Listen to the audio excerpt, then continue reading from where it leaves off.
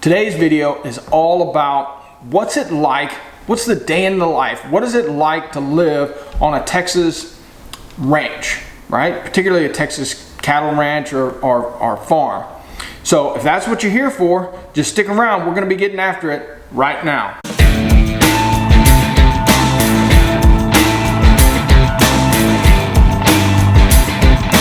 Now look, this channel is all about Texas land and ranch. What is it really like? Not just the movies or whatever, but the ins and outs, the goods, the bads, the uglies. So if that's what you like, go ahead and hit that subscribe button, ring that bell. That way you're notified every time we put out a video. And look, if you like what we're doing, tell us. Give us a thumbs up. If you want to know more, if there's something that you're interested in and you want us to do the legwork for you, put it down in the comments section. Let us know. We help people all the time finding their little piece of heaven here in Texas, and we love it. So look, whenever you and your family are ready, go ahead and give us a call, send us a text message, send us that email. Heck, if you want to, send us a note via Pony Express. Whichever way you want to get in contact with us, we've got your back when moving here. Now let's get into what is it like to live and work on a Texas ranch. And we've lived in the country for 3 different times. This latest time we've been living 12 years in a small ranch, 60-acre ranch outside of Rockdale in Milam County, Texas. One of the important things that you need to know that we've experienced over our 30 plus years of owning property around Texas is that by far it's the best investment we've ever made. We thought when we bought this place that we own now, we thought we were paying way too much for it. But in the last 12 to 14 years, it's more than tripled in value, and we've been able to use it and enjoy it. So it is a really, really good investment. Well, and sitting out on our front porch where we have our coffee, we were sitting and having our coffee one morning talking about decisions that we've made over the 51 years that have been good. The first one was getting married, but another one of the best ones we ever made was buying this piece of property. It even though we had no money at the time, we had, well, most of the time we didn't have a window, a pot to piss in or window to throw it out of, but it became a good investment and a great decision. A great decision. A little tradition Nani and Poppy have. Get out here on the front porch of their place, drinking coffee, solving the world's problems. Tell you what, we're going to pan around a little bit, give you guys a view of why this is so special. Alright, around here. First of all, we got Uncle Toby. And we've got a lot of these. The football scores. Yep, then we've got all these oak trees out here. Pecan trees.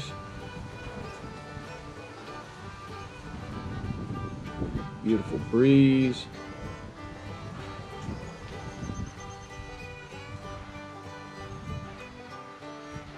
And then, of course, the barn with the Christmas lights on it. And a windmill. Yeah. Christmas lights in the windmill. So Nani, what sort of problems have we been solving this morning? Oh, football. You know, this is Saturday after Friday night football in Texas. Hey. Yeah. You know, we've owned property in different places. We've owned horses, we've owned cows, we've owned goats. And if the purpose of this is to give some advice, we will give you a little advice. Don't do this unless you're really committed to this kind of lifestyle, because it is a lot of work. There's wonderful things about it. We have this big garden every spring that we raise tomatoes and onions and stuff in. We've got flowers everywhere. She loves the garden. We've got horses. Personally, I didn't want to own cows anymore, so I leased part of my place to a guy that's got cows on it. Cows are so curious to see what's going on. You gotta figure it out.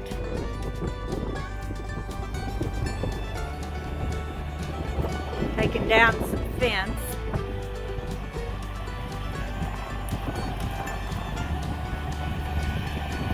in some new.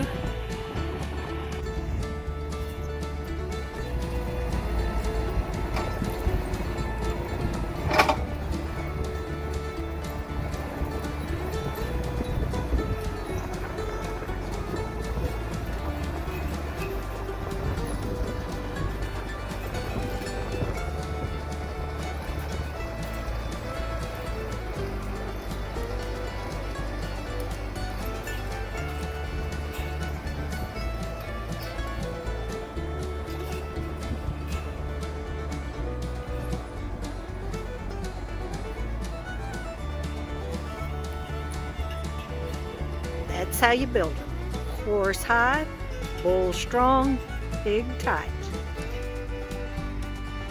Well, we bought this place, and we were saying that the cost of removing all the mesquites, and you remove the mesquites because they suck the water out of the place, and you really can't have livestock or much livestock on a place when it's loaded with mesquite. It just takes up so much room, and they're so invasive that if you don't deal with them and you don't stay on top of them, they'll just take over your place, and your place will be just covered with mesquites.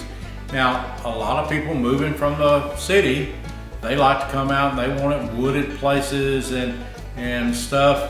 But you know, if you get into, we're in what's called the post oak savanna. And if you got post oaks and that kind of trees, we have a part of our place is covered with big oak trees. Those are okay. It's the mesquites and the cedars that are,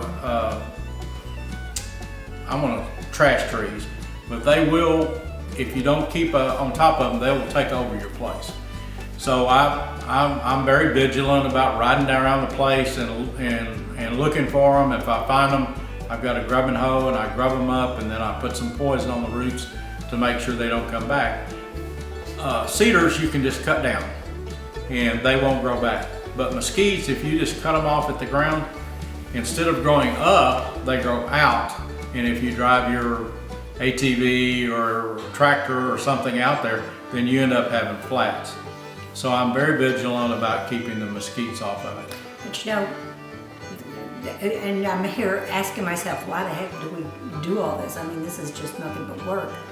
But one of the main reasons that it's being in the land, and here during COVID, when I would hear about people being in their New York apartments for weeks on end, never being able to get outside, and I thought, every day we could just go outside, and we go out. We spend a lot of time outside. Now, as a matter of fact, during the COVID, y'all sort of became a family hub, right? Yeah. I mean, I know my two kids came there and spent a good bit of time, and it made us feel safe that they were outside of the big city and were able to stay with y'all. We have people come all the time and ride horses and stuff, people that from the city or friends of our kids or friends of ours that have kids, that they bring them out and we take them horseback riding, and they'll end up getting a little piece of petrified wood or something as a souvenir. So, Now, anybody that owns a horse is an idiot. Yeah. Just know that right off, because horses are such a pain. They're born looking for a vet. They're just eating machines. They're really such a pain, but they're magic. They're magic. There's something magical about them, and there's certainly something magical about our place. Our place is, when we have people come, we forget, especially city kids coming out, you forget how magical being outdoors and being in a place like that. And having the horses, the kids of course are drawn to those horses. They are magic. her brother lives in Ohio, and he lives on about 100 acres in Ohio. But he loves coming to Texas and loves to come visit us because of the horses and the weather also. But he loves to visit, and he loves to ride horses, but he doesn't own one himself. So it's the cheapest way to ride a horse is know somebody that has one, because they can be expensive. You know, you have to put shoes on them, you have to vaccinate them, you have to worm them. You have a thing called a Coggins test, which is a test for a disease that you have to get annually before you can haul them anywhere. The horse is nothing to the cost. Right. Somebody will give you a horse, they're not doing you a favor. Promise you they're not doing you a favor. Because there's a lot of maintenance to them, a horse. And if you really don't love them and you don't use them all the time, they're really pain. No such thing as a free horse. We use them all the time.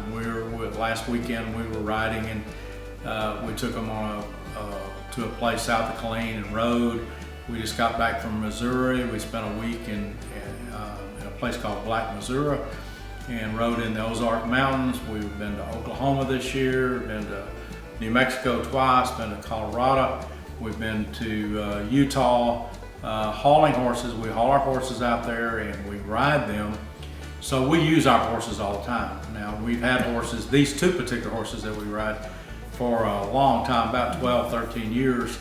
So they're really good for taking and really haven't had that much problems with them. Some people have a lot of problems. We have a friend that has got this horse, and I bet they've spent $10,000 on this horse because they've had pigeon fever, they've gotten bit by a rattlesnake, they've had all this stuff go wrong with this horse, and they end up taking it to the vet and spending thousands of dollars. And we really haven't experienced that much. A lot of it is because we have our own place, and the horses are, I want to say, free range. They're out grazing on the grass all the time, and they're not in a stall. They're running and playing and stuff outside, and they keep in pretty good shape. We don't have to get them up and reteach them anything. They're pretty much steady horses. And during this COVID, while everybody else was shut down, that's when we did more traveling.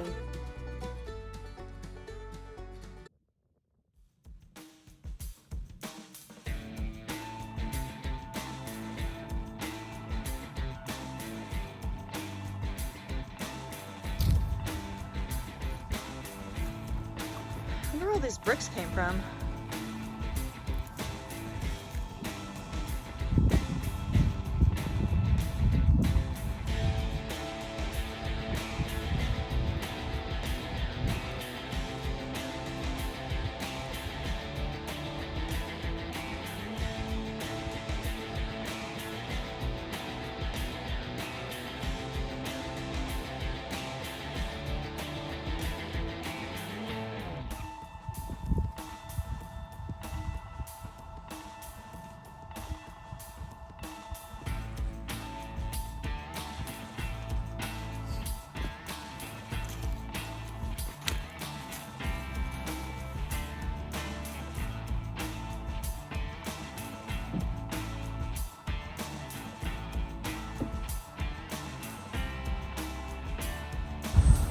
It's a nice set of wood you got.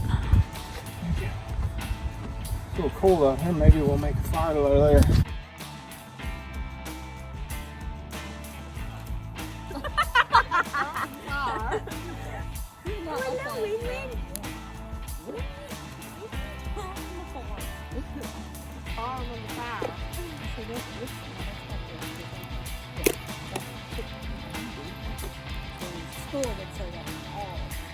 You know what's something that one of my coworkers says all the time?